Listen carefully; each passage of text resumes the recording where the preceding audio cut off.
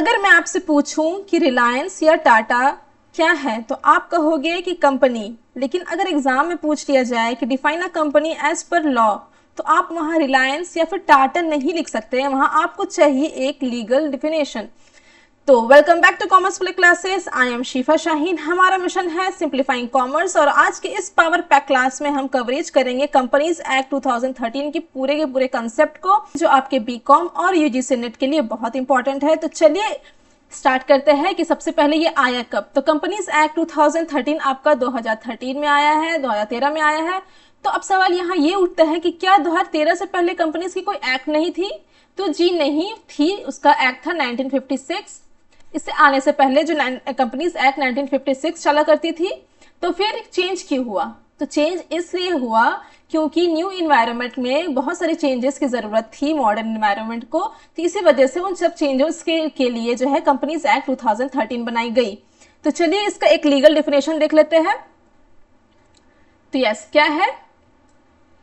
तो company section 2 subsection 20 में क्या कहता है? Company an artificial legal person created under the law.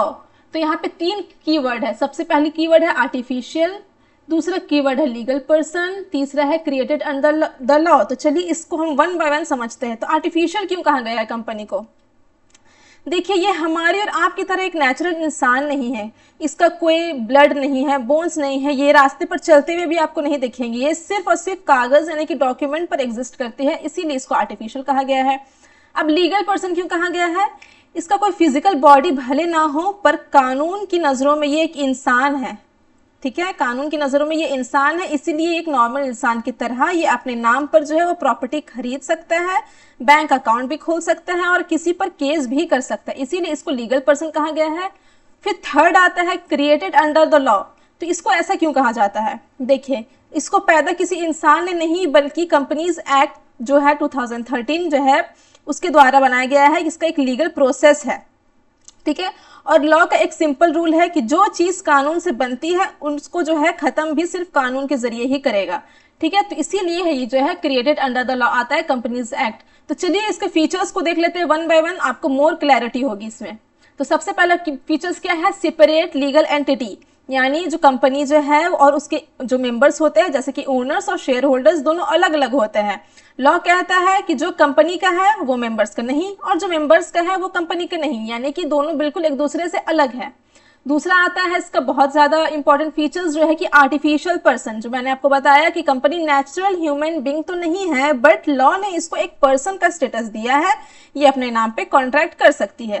Third आता है परपेचुअल सक्सेशन। इसका मतलब होता है कि कंटिन्यूअस जो है कंपनी चलेगी, इसमें इंसान आ भी सकते हैं, कंपनी में इंसान जा भी सकते हैं, लेकिन कंपनी जो है वो हमेशा चलती रहेगी। किसी भी मेंबर के डेथ या फिर इंसॉल्वेंसी या फिर रिटायरमेंट की वजह से कंपनी जो है वो कभी भी बंद नहीं होगी। फोर्थ में है इसका लिमिटेड लायबिलिटी, जो कि बहुत इंपॉर्टेंट फीचर्स है कंपनी के लिए, जो भी बहुत ज्यादा इसके लिए एडवांटेज की बात होती है।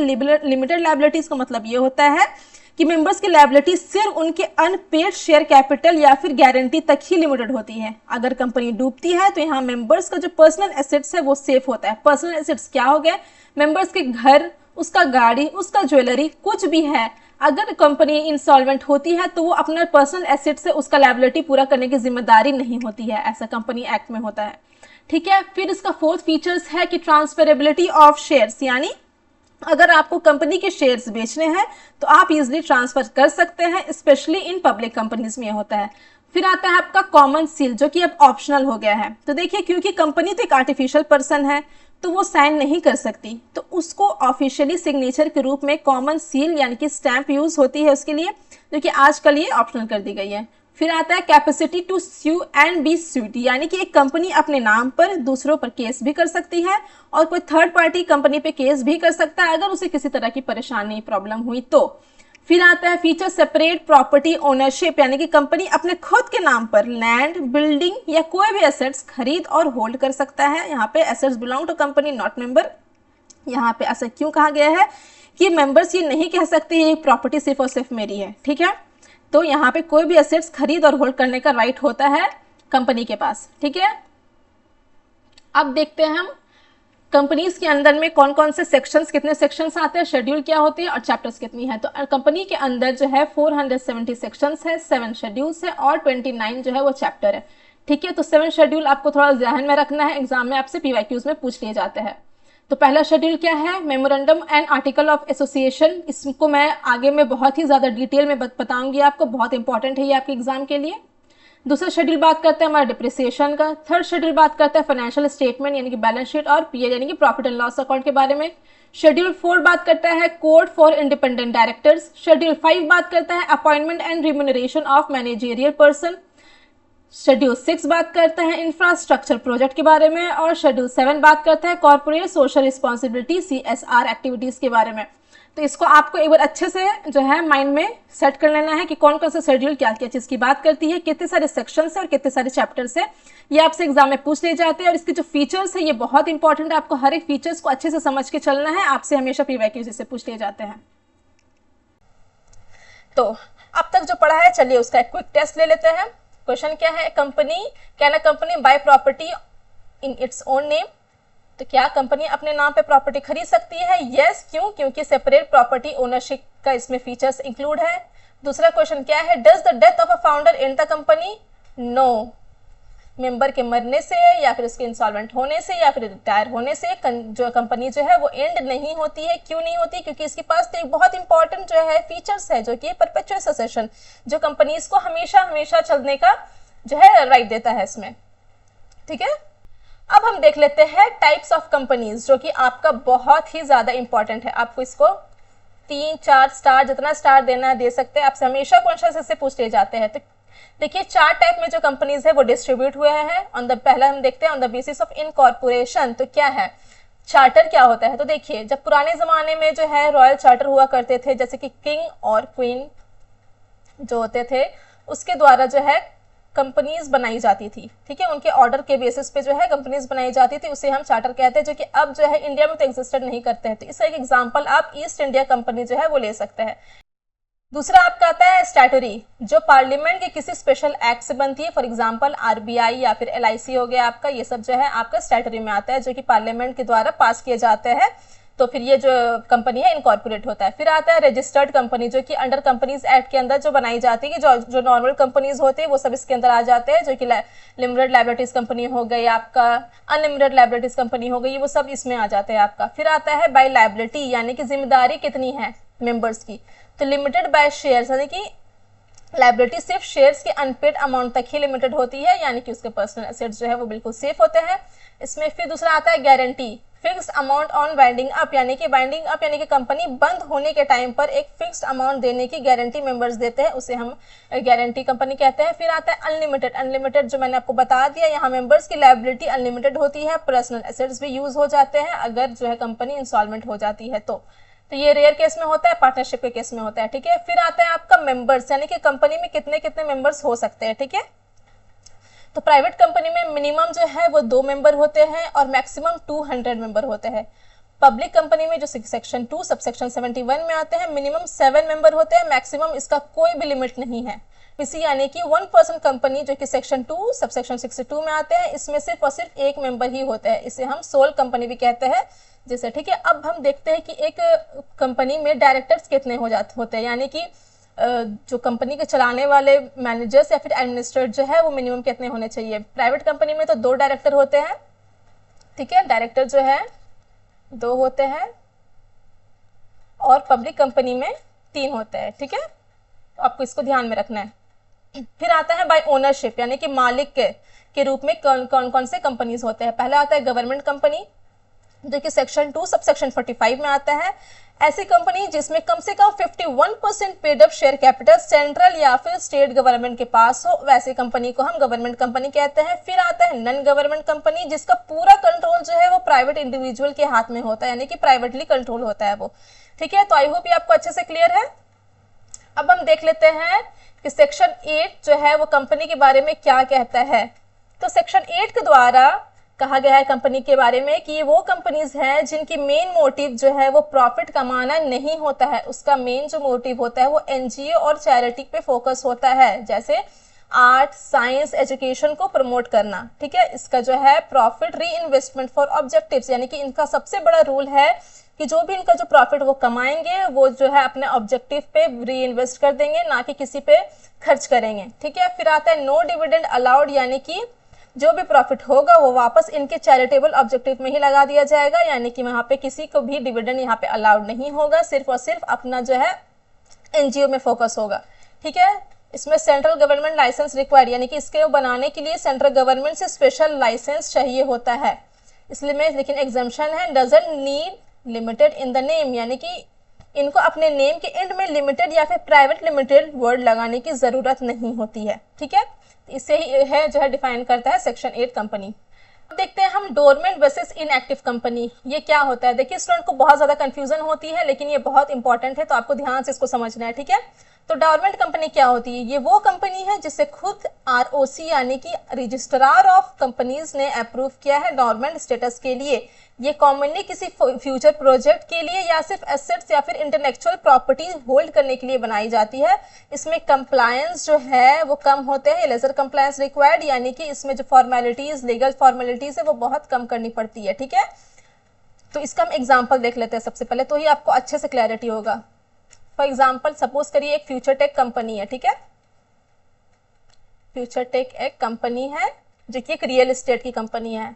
तो इस कंपनी ने बहुत बड़ी जमीन खरीदी। ठीक है, बहुत बड़ी जमीन खरीदी और इसमें एक स्मार्ट सिटी जो है वो बनाने का सोचा। ठीक है, कि वो चाहते कि मैं इसमें स्मार्ट जो है कंपनी सिटी बनाऊं, लेकिन गवर्नमेंट की क्लियरेंस और बाकी प्लानिंग आने में इसको 3 से 4 साल लग जाएंगे।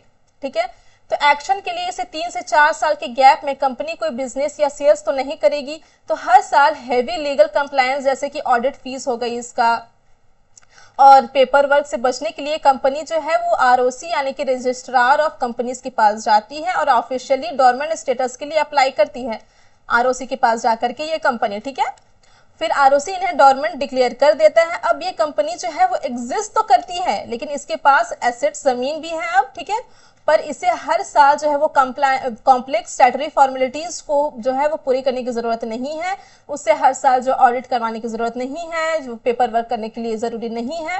तो इस सब चीज के बचने के लिए डोरमेंट जो है आरओसी से अप्रूव करवा लेता है कोई कंपनी। तो ये प्लान्ड और लीगल वे होता है ये फॉर्मेलिटीज से बचने के लिए, तो इसे ही हम डोरमेंट कंपनी कहते हैं। अब बात करते हैं इनएक्टिव कंपनी। इनएक्टिव कंपनीज क्या होता है, ये वो कंपनी होती है जो बस ऑपरेशनल नहीं है, सिंपली नॉन ऑपरेशनल, और no significant accounting in last 2 years, यानी कि इसने पिछले 2 फाइनेंशियल ईयर से कोई भी सिग्निफिकेंट अकाउंटिंग ट्रांजैक्शन नहीं किया है। लेकिन ध्यान रहे इनएक्टिव कंपनी होने के बावजूद इसको नॉर्मल कंप्लायंस जो है वो पूरी करनी पड़ती है जब तक इसको ऑफिशियली डोरमेंट स्टेटस ना मिल जाए, यानी कि नॉर्मल कंप्लायंस जो है इसका कंटिन्यू रहता है। इसका भी मैं आपको एग्जाम्पल देख लेती हूँ ताकि इसको और अच्छे समझ में आए। देखिए मान लीजिए एक कोई कंपनी है, ठीक है, कोई लॉजिस्टिक कंपनी है, ठीक है, प्राइवेट लिमिटेड। ठीक है, ये फाउंडर ने कंपनी स्टार्ट की, 6 महीने काम किया। ठीक है, पर बिजनेस चला नहीं, बिजनेस में जो है वो लॉस मान लीजिए होने लगा इसका बिजनेस में, तो दोनों फाउंडर डिसअपॉइंट हो गए और उन्होंने ऑपरेशन जो है वो बंद कर दिया। ठीक है, वो अपने दूसरे जॉब में कहीं बिजी हो गए जो उनका पहला जॉब था। ठीक है, और पिछले 2 साल से उसने कोई भी फाइनेंशियल जो है वो ट्रांजैक्शन भी नहीं किया है। ठीक है, तो अब क्या हुआ, यहाँ पे इन्होंने आरओसी को ना कोई एनुअल रिटर्न फाइल किया, ना ही कोई ऑफिशियल डोरमेंट स्टेटस मांगा आरओसी से, मतलब इसने कुछ किया ही नहीं है। ऐसा भी नहीं किया कि मैं अगर कंपनी नहीं चला रही हूँ तो आरओसी से जाकर के अप्रूव ले लूँ, तो इसने वो सब भी कुछ नहीं किया। तो ये कंपनी अभी इनएक्टिव कहलाएगी। इनएक्टिव क्यों कहलाएगी, क्योंकि 2 साल से उसने कोई फाइनेंशियल ट्रांजैक्शन नहीं किया है, लेकिन इसे जो है लीगल कंप्लायंसेस जो है वो देने पड़ेंगे, ऑडिट फी देना पड़ेगा, पेपर वर्क देना पड़ेगा, क्योंकि इसने जो है आरओसी से अप्रूव नहीं लिया है कि उसे डोरमेंट जो है वो अप्रूवल मिल जाए। ठीक है, तो इसे ही हम इनएक्टिव कंपनी कहते हैं। तो आई होप दोनों का जो मेजर डिफरेंस आपको बहुत अच्छे से क्लियर है। अब हम देख लेते हैं आपका क्विक जो है मेमोरी टेस्ट, तो क्या है। Minimum director required for a public company, तो डायरेक्टर की बात हो रही है, यहाँ पे ध्यान रखना, यहाँ पे मेंबर की बात नहीं हो रही है। तो डायरेक्टर के मैंने आपने बता दिया कि पब्लिक कंपनी में 3 डायरेक्टर जो है वो रिक्वायर्ड होते हैं। दूसरा क्वेश्चन क्या है, government company required what minimum percentage of paid up company, तो यस उसमें 51% है जो कि मैंने आपको पढ़ा दिया है। Are section 8 companies allowed to distribute dividend to members, क्या सेक्शन 8 के द्वारा कंपनी जो है जो उसका जो डिविडेंड है वो अपने मेंबर में डिस्ट्रीब्यूट कर देती है? जी नहीं, उसका तो मेन मकसद ही प्रॉफिट नहीं है, तो फिर वो क्यों अपना जो है डिविडेंड डिस्ट्रीब्यूट करेगी अपने मेंबर्स को? तो यहाँ पे है नो प्रॉफिट मस्ट बी री इन्वेस्टमेंट हो जाता है उसके खुद पे, एनजीओ पे, या फिर जो भी चैरिटी पर्पस के लिए वो बना रही है उसके लिए। ठीक है, तो बहुत इंपॉर्टेंट कंसेप्ट है एमओए एंड एओए। तो जब भी कोई कंपनी बनती है उसके दो सबसे इंपॉर्टेंट डॉक्यूमेंट होते हैं, एक होता है एमओए यानी कि मेमोरेंडम ऑफ एसोसिएशन, इसका फुल फॉर्म है ये। ठीक है, दूसरा आता है ये आर्टिकल ऑफ एसोसिएशन। ठीक है, तो क्या होता है मेमोरेंडम ऑफ एसोसिएशन? तो देखिए ये इसका मीनिंग क्या है, फंडामेंटल चार्टर है ये, यानी कि इसको हम फंडामेंटल चार्टर या फिर कॉन्स्टिट्यूशन बोल सकते हैं। इसमें ये डिफाइन करता है कि कंपनी अपना नाम क्या रखेगी, यानी कि कंपनी का नेम क्या होगा, कंपनी कहाँ रजिस्टर्ड होगी, और कंपनी किस बिजनेस के लिए बनी है, कौन सा बिजनेस पे अप्लाई होगा वो कंपनी, और कंपनी के जो मेंबर है उसकी लाइबिलिटी कितनी होगी। इन सब के बारे में बात करता है कौन? एमओए यानी कि मेमोरेंडम ऑफ एसोसिएशन बात करता है। तो अगर एमओए में लिखा है कि कंपनी मोबाइल मैन्युफैक्चर करेगी तो कंपनी अचानक से हॉस्पिटल नहीं खोल सकती। ठीक है, तो यही इसका रूल है। अब दूसरा आता है एओए यानी कि इंटरनल रूल्स। जो एओए में होता है कंपनी की इंटरनल रूल्स। इंटरनल रूल्स में क्या क्या डिफाइन होता है कि बात करता है इसमें कि मान लीजिए कोई डायरेक्टर है तो डायरेक्टर कैसे अपॉइंट होगा, मीटिंग कैसे होगी, वोटिंग कैसे होगी कंपनी के अंदर, या फिर डिविडेंड जो है वो कैसे डिस्ट्रीब्यूट होगा। इन सब की जो बात है वो करता है कौन? हमारा जो है एओए यानी कि इंटरनल आर्टिकल ऑफ एसोसिएशन। ठीक है, तो देखा जाए तो एमओए जो है एक्सटर्नल की बात करता है और एओए जो है वो इंटरनल, कंपनीज की इंटरनल की बात करती है। तो स्कोप क्या है इसका? एक्सटर्नल अफेयर्स, यानी कि एमओए कंपनी और बाहरी दुनिया के बीच रिलेशनशिप को डिफाइन करता है। ठीक है, और एओए जो है इंटरनल मैनेजमेंट को संभालता है, जैसे कि कंपनी के अंदर की बात होती है इसमें कि डायरेक्टर का टेन्योर कितना होगा, बोर्ड मीटिंग कितनी बार होगी, शेयर्स जो है वो ट्रांसफर कैसे होंगे, इन सब का जो बात है करता है एओए। और एमओए क्या करता है? कंपनी की लीगल पावर्स क्या है, बिजनेस क्या काम करेगी, ये सब जो है एमओए डिफाइन करता है। अब सुप्रीमेसी में अगर हम देखा जाए तो एमओए जो है वो एओए से ज्यादा सुपीरियर आता है, ज्यादा ऊपर आता है एमओए। ठीक है, तो आई होप इसका जो है आपको डिफरेंसेस और डेफिनेशन आपको अच्छे से क्लियर है। और एमओए में जो है वो 6 क्लॉजेज आते हैं जो कि सेक्शन 4 में आते हैं। तो सबसे पहला क्लॉज क्या आता है? Name clause. नेम क्लॉज में क्या आता है कि कंपनी का ऑफिशियल नेम होना चाहिए। अगर वो लिमिटेड कंपनी है तो अपना लास्ट में नेम का जो है लिमिटेड लिखाएगी, अगर प्राइवेट लिमिटेड है तो नेम का जो लास्ट में प्राइवेट लिमिटेड लिखेगी। फिर आता है रजिस्टर्ड ऑफिस की, कंपनी का रजिस्टर्ड ऑफिस किस स्टेट में है, जिस स्टेट में है वहां पे लिखेगी, चाहे झारखंड हो, महाराष्ट्र हो, दिल्ली हो, जहां पे भी हो वो लिखेगी वो।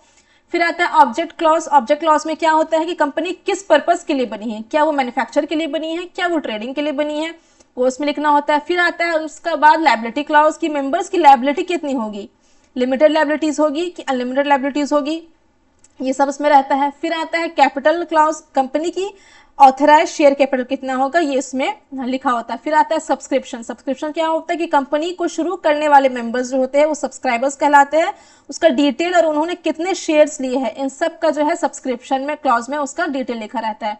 तो आई होप इसका आपको डिफिनेशन और इसका जो बीच का जो डिफरेंस है वो बहुत अच्छे से क्लियर है। एग्जाम में हमेशा आपसे इसके पीवाईक्यूज बनते हैं, बहुत इंपॉर्टेंट है, ये आपको ध्यान में रखना है। और कंपनी जो है वो एमओए के बाहर काम नहीं कर सकती, इसी है हम डॉक्ट्राइन ऑफ अल्ट्रा वायर्स कहते हैं। डॉक्ट्राइन ऑफ अल्ट्रा वायर्स कहते हैं। क्यों कहते हैं? क्योंकि कंपनी जो है वो अपने जो मेमोरेंडम ऑफ आर्टिकल है इसके बाहर कोई भी काम नहीं कर सकती है। कंपनी अपने साइट में एमओए और एओए दोनों जो है वो पब्लिश करके रखती है। तो आपको ये बहुत अच्छे से ध्यान में रखना है इस बात को। तो देखते हैं इसमें हम बात करते हैं इंपॉर्टेंट डॉक्ट्राइन्स की यानी कि प्रिंसिपल्स की। तो सबसे पहले आता है कंस्ट्रक्टिव नोटिस। कंस्ट्रक्टिव नोटिस क्या होता है?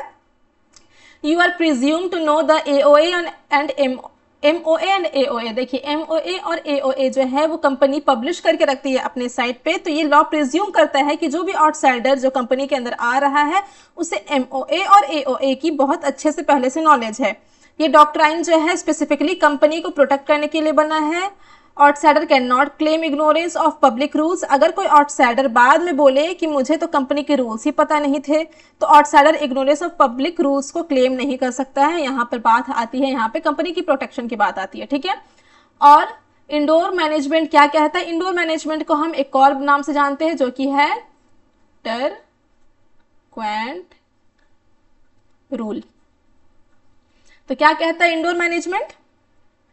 तो देखिए, सबसे पहले हमने पढ़ा था क्या कि कंस्ट्रक्टिव नोटिस आउटसाइडर को कहता है कंपनी के साथ डील करने से पहले एमओए और एओए पढ़कर आना है। इंडोर मैनेजमेंट बात करता है आउटसाइडर की प्रोटेक्शन की, आउटसाइडर को एक रिलीफ देता है। ये कहता है कि अगर एक आउटसाइडर कंपनी के पब्लिक डॉक्यूमेंट्स जैसे कि एमओए या फिर एओए पढ़ तो सकता है, लेकिन कंपनी के अंदर क्या चल रहा है ये चेक करना आउटसाइडर की जिम्मेदारी नहीं है।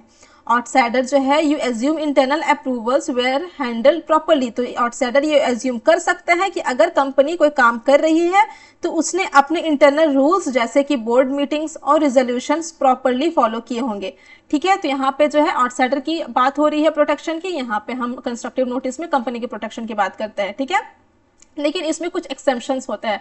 एक्सेप्शंस क्या है? 4 एक्सेप्शंस है इसके। इंडोर मैनेजमेंट के नॉलेज ऑफ इरेगुलरिटी है कि अगर आउटसाइडर को पहले से पता है कि कंपनी के अंदर कुछ इरेगुलरिटी हुई है तो प्रोटेक्शन यहाँ पे नहीं मिलेगी। किसको नहीं मिलेगी? आउटसाइडर को नहीं मिलेगी। दूसरा क्या आता है? सस्पिशियन, यानी कि अगर सर्कमस्टांसेस सस्पिशियस है और आपने इंक्वायरी नहीं की, यानी कि अगर जो आउटसाइडर को लग रहा है कि कुछ तो गड़बड़ है भाई इसके अंदर, लेकिन फिर भी उसने कोई अच्छे से जो है उसका इंक्वायरी नहीं किया, तो इसमें जो है आउटसाइडर को प्रोटेक्शन नहीं मिलेगा। दूसरा आता है बात फॉरगरी। फॉरगरी मतलब होता है फेक सिग्नेचर या फिर फेक डॉक्यूमेंट जो है वो रखना इसमें। तो फॉरगरी पर इंडोर मैनेजमेंट अप्लाई नहीं होता है। फॉर एग्जांपल फेक सिग्नेचर करके कोई शेयर ट्रांसफर कर दिया गया हो तो यहाँ पे विक्टिम को प्रोटेक्शन क्लेम नहीं कर सकता है। फॉरगरी आने के बाद सब कुछ जो है वो वॉइड कर देता है। फिर आता है नेग्लिजेंस। नेग्लिजेंस यहाँ होता है कि अगर आउटसाइडर खुद ही केयरलेस था, उसको तो उतना किसी से मतलब ही नहीं था, तो यहाँ पे जो है आउटसाइडर की प्रोटेक्शन नहीं होगी। तो आई होप इसके आपके दोनों के बीच में क्या डिफरेंस है कंस्ट्रक्टिव नोटिस और इंडोर मैनेजमेंट में, और इसके चारों एक्सेप्शंस आपको अच्छे से क्लियर है, बहुत इंपॉर्टेंट है। और ये जो मैंने आपको टर्क्वेंट रूल बताया है ये आपसे हमेशा एग्जाम में पूछ ली जाती है, आपका पीवाईक्यूज है, ठीक है।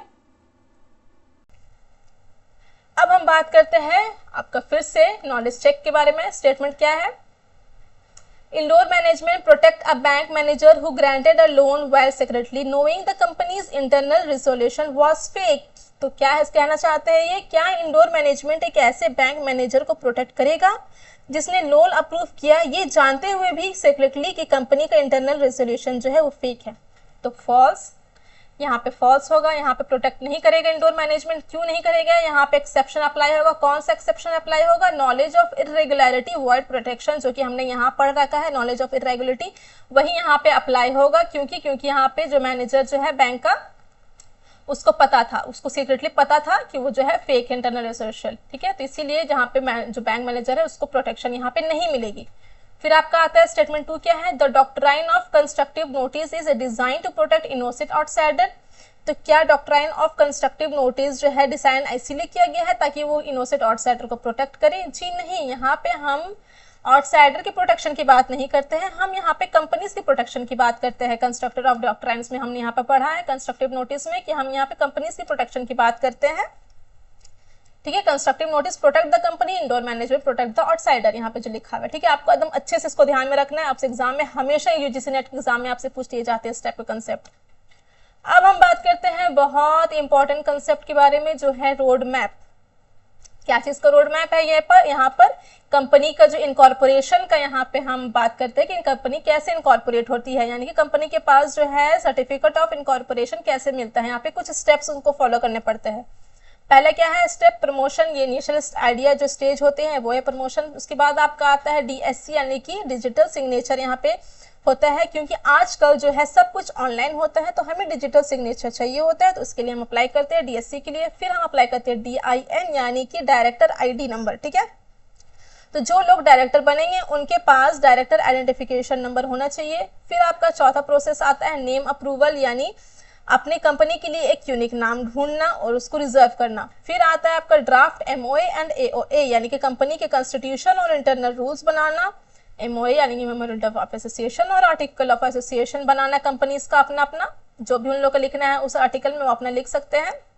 फिर आपका आता है फाइल स्पेस, यानी कि ये एक मास्टर फॉर्म है जिसमें आपका आईडी, पैन, एड्रेस प्रूफ जो है वो सब सबमिट करते हैं। फिर आपका आता है पे फीस, यानी कि गवर्नमेंट की फीस और स्टैम्प ड्यूटी पे करना होता पड़ता है आपको। फिर आता है आरओसी वेरीफाई, यानी कि रजिस्ट्रार ऑफ सर्टिफिकेट जो है वो आप रजिस्ट्रार ऑफ कंपनीज जो है वो आपका सारे डॉक्यूमेंट्स को चेक करती है यहाँ पे। फिर आपका जो है सर्टिफिकेट ऑफ इनकॉर्पोरेशन, यानी कि अगर सब सही रहा तो कंपनी को उसका बर्थ सर्टिफिकेट मिल जाता है, यहाँ पे कंपनी जो है वो फॉर्म हो जाती है। तो यहाँ पे लिखा हुआ है कंपनी बर्थ सर्टिफिकेट, यहाँ पे आपको मिल जाता है। तो इसका स्टेप आपसे हमेशा पीवाईक्यूज में पूछ लिए जाते हैं, तो आपको इसको अच्छे से ध्यान में रखना है।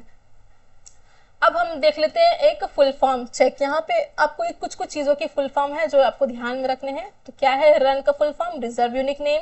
CIN का फुल फॉर्म क्या है, कॉर्पोरेट आइडेंटिफिकेशन नंबर। DSC का फुल फॉर्म क्या है, डिजिटल सिग्नेचर सर्टिफिकेट। DIN का नंबर क्या है, डायरेक्टर आइडेंटिफिकेशन नंबर।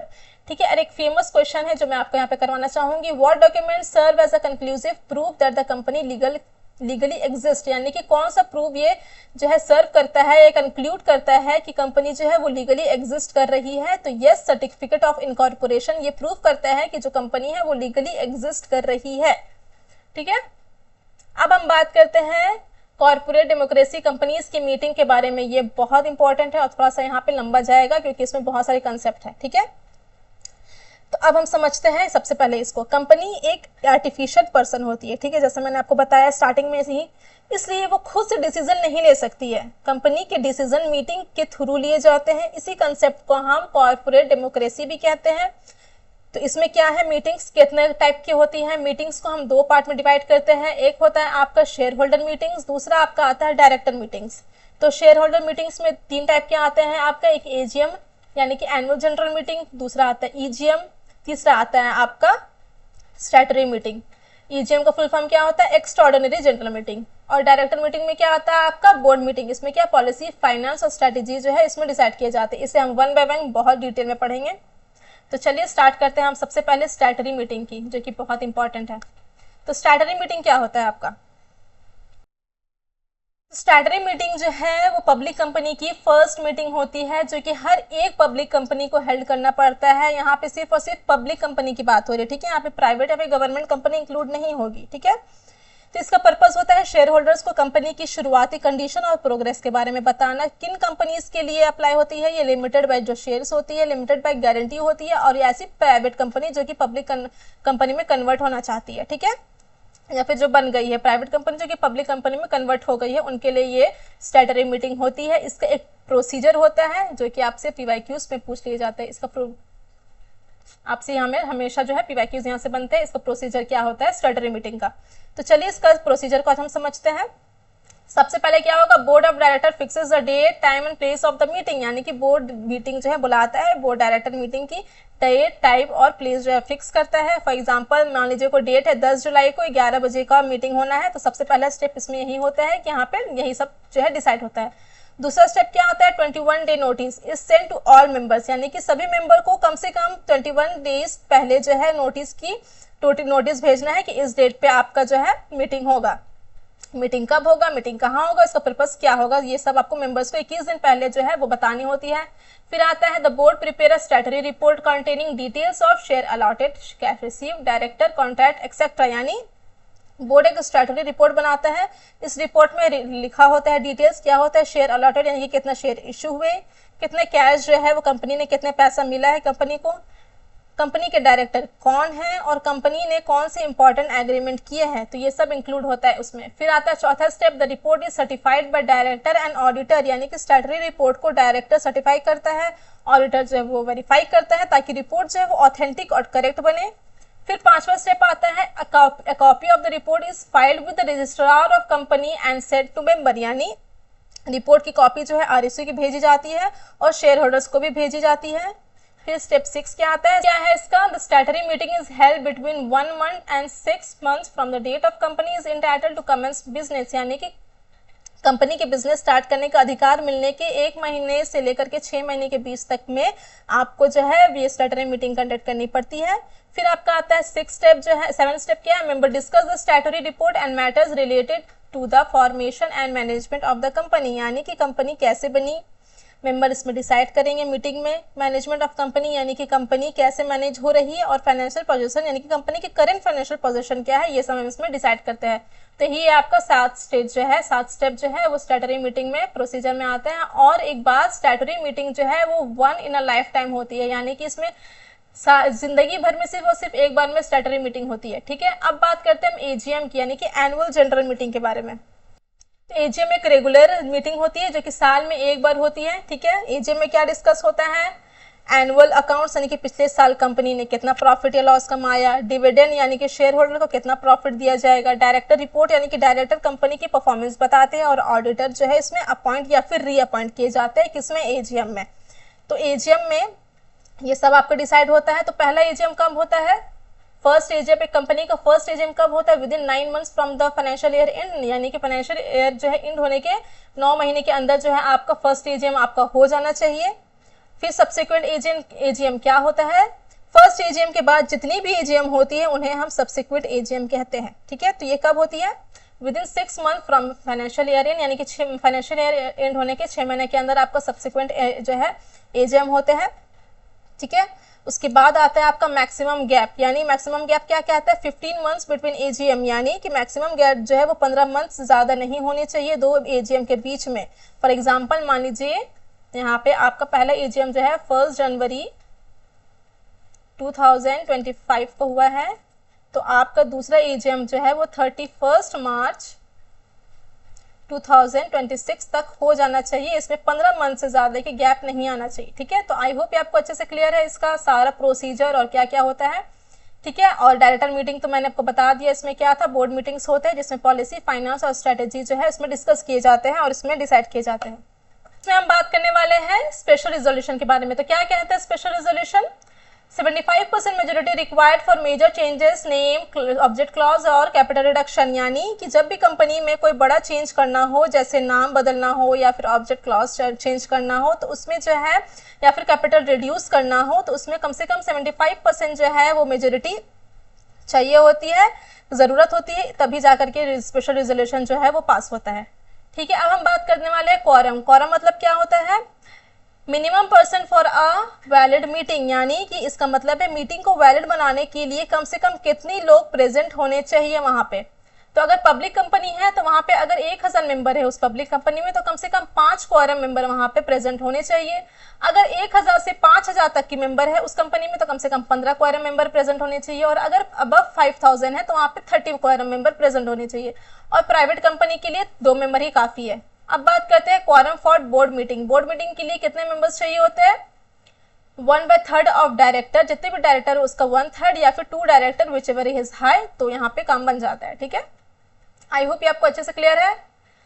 तो मुबारक हो, आपका कंपनीज एक्ट 2013 जो कि काफी बड़ा था आज के लिए, तो वो एंड होता है। इसका हम एक शॉर्ट समरी देख लेते हैं कि क्या क्या हमने पूरे में पढ़ा है लेक्चर में। तो जोन 1 हमने क्या पढ़ा है, सेक्शन 220 में क्या पढ़ा हमने, आर्टिफिशियल लीगल पर्सन होती है कंपनी जो कि सेपरेट लीगल एंटिटी रखती है और परपेचुअल सक्सेशन होती है। जोन 2 में क्या पढ़ा हमने, टाइप्स ऑफ कंपनी जो कि 1% कंपनी में एक होती है, प्राइवेट लिमिटेड कंपनी में 200 मैक्सिमम मेंबर्स होते हैं, और पब्लिक कंपनी में मिनिमम 7 मेंबर होते हैं। सेक्शन 8 में हमने कंपनी का डेफिनेशन क्या देखा है, वो चैरिटी या फिर एनजीओ के लिए होती है, और सेक्शन 455 में हमने डोरमेंट कंपनी और इनएक्टिव कंपनी के बारे में पढ़ा है उसमें। ठीक है, जोन 3 क्या कहता है, एमओए यानी कि मेमोरेंडम ऑफ एसोसिएशन के बारे में पढ़ा है हमने, जो कि एक्सटर्नल और सुपीरियर होता है एओए के मुकाबले में, और एओए में हमने पढ़ा है कंपनी का इंटरनल रूल के बारे में। जोन 4 क्या आता है, डॉक्ट्राइन्स यानी कि प्रिंसिपल्स के बारे में हमने पढ़ा है, जो कि कंस्ट्रक्टिव नोटिस के बारे में बताता है। क्या बताता है इसमें, प्रिज्यूम नॉलेज, जो कि कंपनीज में जो आ रहे हैं उसको पहले से नॉलेज होने चाहिए, ये मान के चलता है। बेसिस टर्क्वेंट रूल जो हमने पढ़ा है, वो जो आउटसाइडर को प्रोटेक्ट करता है, वो हमने जोन 4 में पढ़ा है। कंस्ट्रक्टिव नोटिस कंपनी को प्रोटेक्ट करते हैं। जोन 5 क्या कहता है, मीटिंग के बारे में बताता है कि फर्स्ट एजीएम कब होता है, 9 मंथ के विद इन, फाइनेंशियल ईयर होने के नेक्स्ट मीटिंग होता है 6 मंथ के विद इन, और गैप जो दोनों के बीच का जो गैप है पहले एजीएम से लेकर के दूसरे एजीएम का गैप जो है वो 15 मंथ से ज्यादा नहीं होना चाहिए, और स्पेशल रिजोल्यूशन में 75% मेजोरिटी होना चाहिए, तभी स्पेशल रिजोल्यूशन जो है वहां पे पास होगा। तो आई होप ये आपको बहुत अच्छे से क्लियर है। कोई भी डाउट है किसी भी तरह का आप कमेंट सेक्शन में जरूर पूछ सकते हैं मुझसे। वीडियो कैसा लगा कमेंट सेक्शन में जरूर बताइएगा, अच्छा लगा तो सब वो भी बताइएगा। फर्दर किसी तरह का इंक्वायरी है तो मैं अपना इंस्टाग्राम आईडी और फेसबुक का आईडी नीचे डिस्क्रिप्शन में डाल दूंगी, आप वहां मुझे फॉलो कर सकते हैं, क्वेश्चंस पूछ सकते हैं किसी भी रिलेटेड हो। मिलते हैं नेक्स्ट वीडियो में, तब तक के लिए take care and have a good day.